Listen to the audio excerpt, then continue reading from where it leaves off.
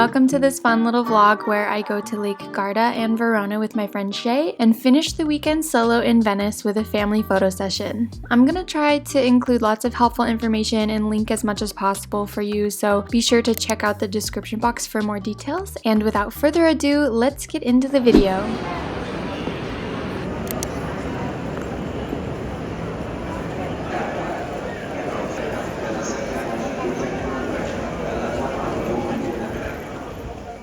If you're new to my channel, hi, welcome. My name is Alyssa and I live in Rome. So on Friday afternoon after work, I traveled up to Bologna to stay one night with Shay, and we got these amazing burgers for dinner. Seriously, so good. I've been craving this burger. If you guys come to Bologna and you want a burger, I'm sure if you come to Bologna you want like lasagna and stuff, but if you want a burger, these are really good.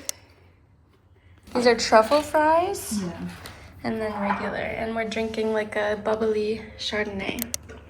We watched some true crime and went to bed early.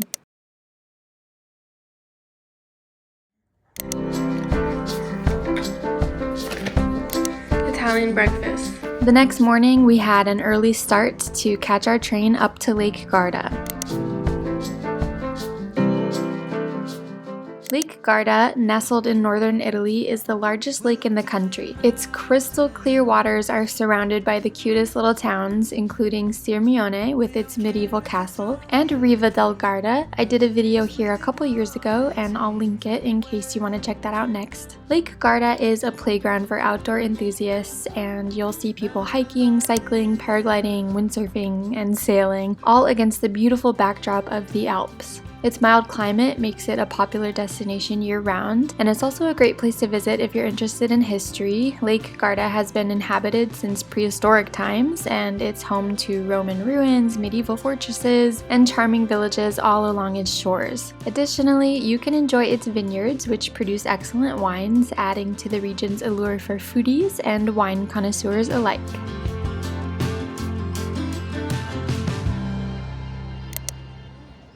After we arrived in Desenzano by train, we dropped off our luggage at a storage place for the day and got a snack while we waited for the ferry to Sirmione.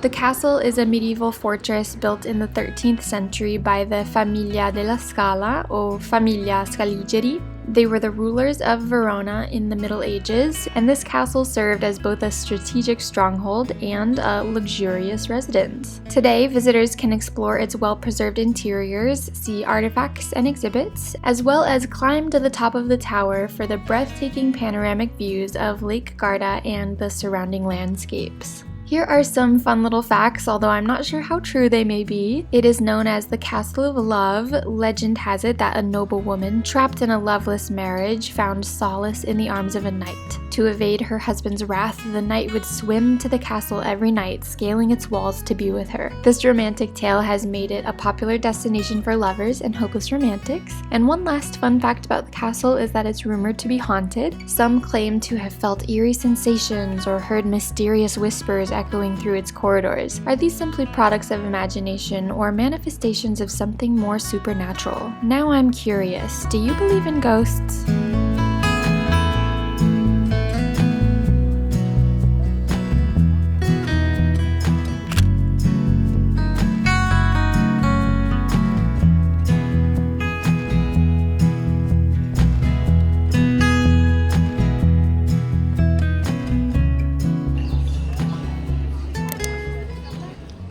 After this tour, we decided to splurge on a nice lunch somewhere. We were on the hunt for a seafood restaurant to try and get some mussels, and we found San Lorenzo, which had lovely outdoor seating, and it did not disappoint.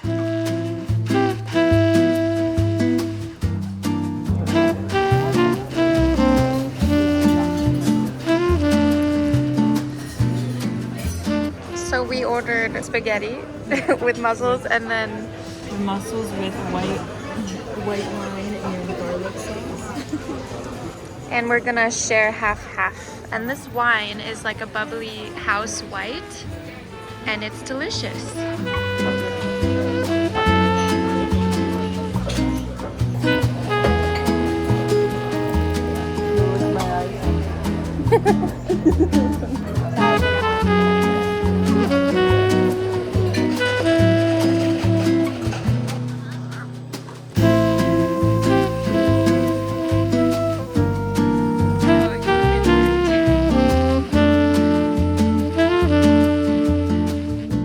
Me and Shay are here. We're here for the day visiting Garda. We're in a little town called Sirmione. Right now we saw the castle this morning. We had a nice leisurely lunch and now we're on our way to an archaeological site. Let's go.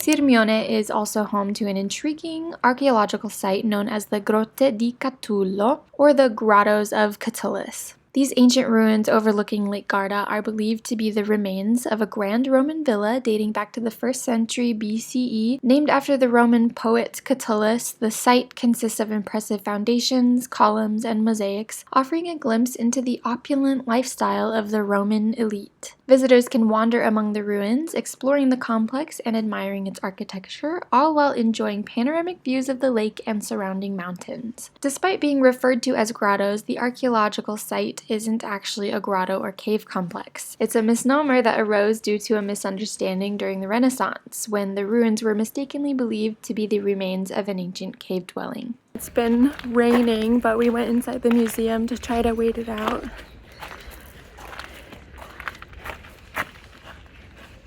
Now we're exploring the ruins outside. Hey, blue sky! We have a boat ride later, so hopefully it won't rain anymore. Do you know any facts? You've been reading, I haven't. I learned that this is called the Grotte di Catullo because Catullus, in English, was a Roman poet, and he came from a very wealthy family in Verona, which is a nearby city, and they built this villa here. And then when the first travelers came and discovered it, they said it looked like a bunch of caves because grotto or grotta in Italian means cave. I feel bad because Shay's like reading everything and I'm not. I came for the views.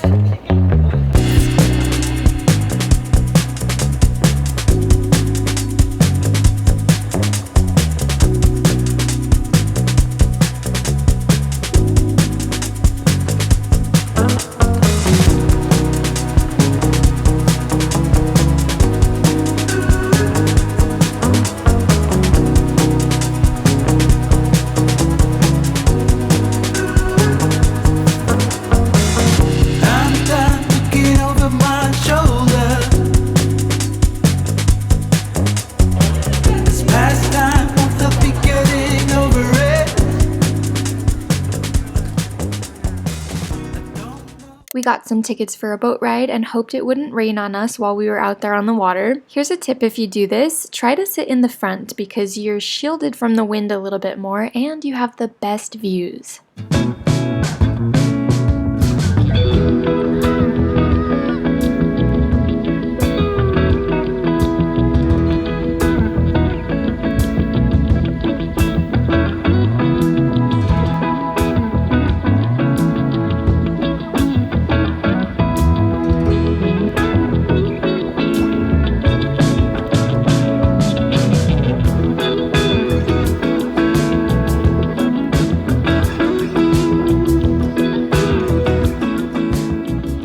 It was so fun to see Sirmione from the water. Our boat driver was funny and played music, and the people on the tour were all enjoying themselves. This guy was dancing. It was a great time, and I'm really happy we did this.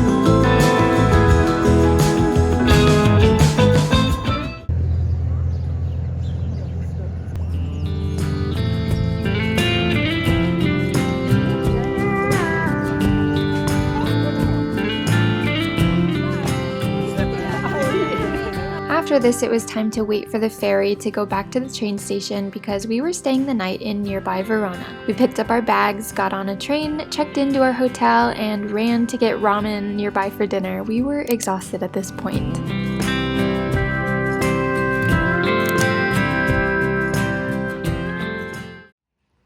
We got out bright and early and got an overpriced breakfast with some creepy compliments and air kisses at 8 a.m. Yeah, I wasn't feeling it. Then we dropped off our bags at the storage lockers for the day. I really recommend doing this, and I linked the company down below. It's so much better than having to carry all of your stuff with you all day.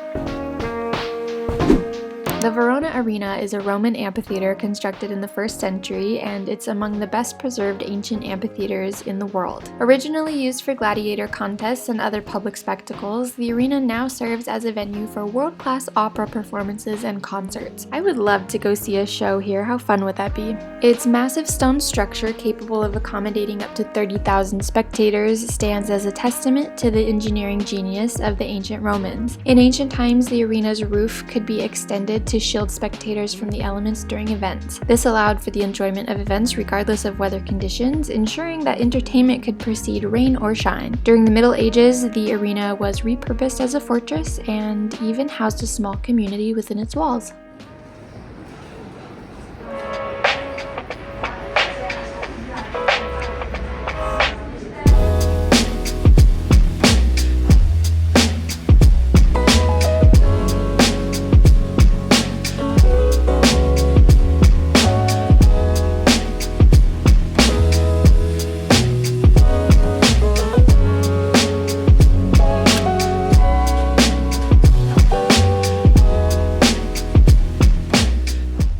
After this tour, we wandered around, walked by Juliet's house. It was so crowded, you wouldn't believe the line to get into the courtyard just to see the balcony. So you'll remember from the castle in Sirmione, the Scaligeri family were a prominent noble family that ruled over the city-state of Verona during the Middle Ages. They were influential figures in the political and cultural landscape of Italy, known for their military expertise, diplomacy, and patronage of the arts. Here in Verona, you can see these landmarks, which are the family's tombs. Each tomb is a masterpiece of medieval sculpture adorned with intricate carvings, delicate tracery, and elaborate details. One strange fact about the family is that they kept real lions as pets.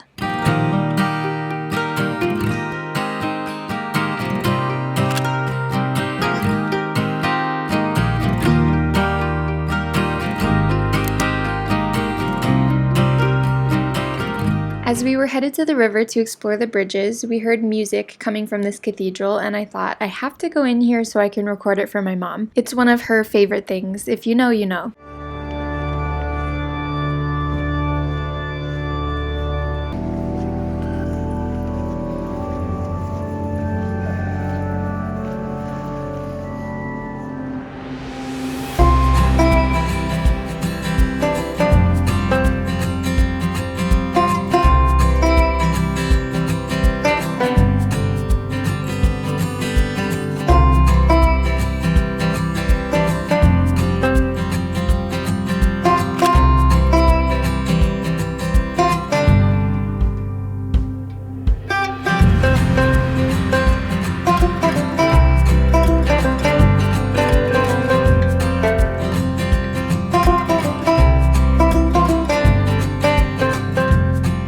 We walked along the river and eventually made our way to the Ponte di Castelvecchio. This medieval bridge was built in the 14th century. Despite being partially destroyed during World War II, it was meticulously restored, preserving its historic charm and architectural significance. Today it stands as a symbol of Verona's history and serves as a popular pedestrian path, offering views of the river and the city skyline.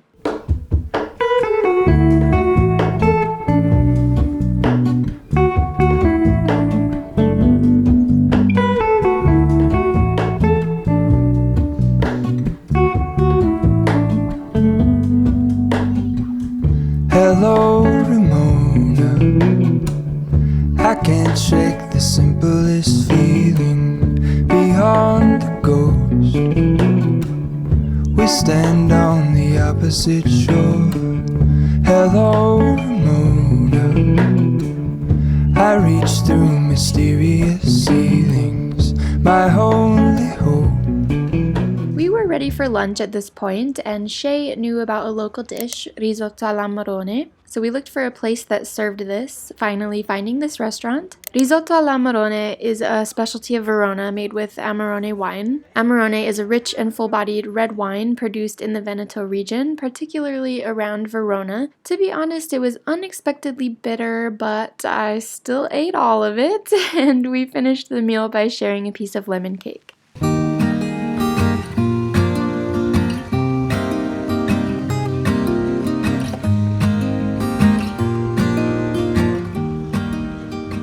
We walked around a little bit more and then went to the river to relax in the shade. Mainly it was my fault because I had huge blisters all over my feet. Verona is said to be one of Italy's most romantic cities and is famously associated with William Shakespeare's tragic love story Romeo and Juliet. There is so much history with its Roman ruins, medieval castles, and Renaissance palaces. There are also really amazing churches if you're into architecture or you enjoy going inside cathedrals. I spent a weekend here with my mom in 2019 and all we did was go inside the churches, and I'm so glad we did that. It was very memorable. Verona should definitely be on your travel list, and I'd love to hear what you think in the comment section. This is where Shay and I said goodbye. She went home to Bologna, and I went on my way to Venice.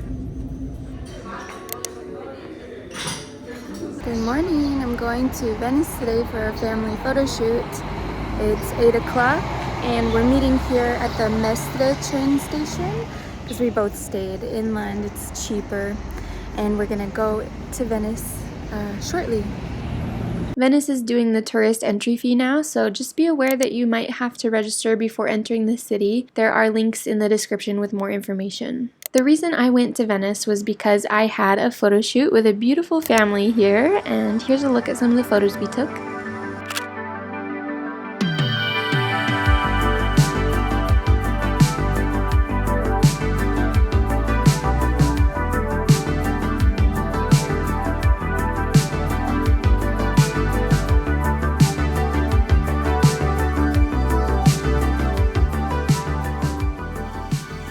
Venice is often referred to as the floating city. It's always so magical and makes you feel like you're on a movie set. How could this actually be a real historical place? It blows my mind, and I think everyone should visit at least once. Built on a network of over 100 small islands in the Venetian lagoon, Venice is a masterpiece of engineering and architecture with its iconic canals, elegant bridges, and ornate palaces. The city's history as a maritime powerhouse is evident in its grandiose landmarks such as St. Mark's Basilica, the Doge's Palace, and the Rialto Bridge. Visitors can explore the narrow alleyways and little piazzas, all while soaking in the atmosphere of this pedestrian-friendly city. For a smooth Venice experience, here are some tips. Plan ahead to avoid crowds.